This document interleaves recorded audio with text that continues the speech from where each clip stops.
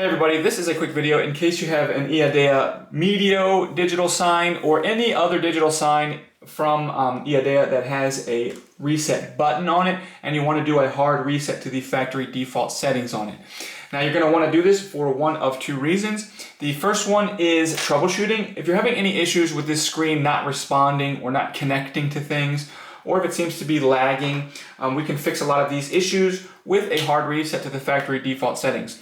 Now you're going to need to set it up again, and this is the other reason that you might want to do this. You're just trying to get this back to the way it was when it came out of the box as a brand new device. We can go ahead and do this really simply with a hard reset, and it will wipe everything off of it.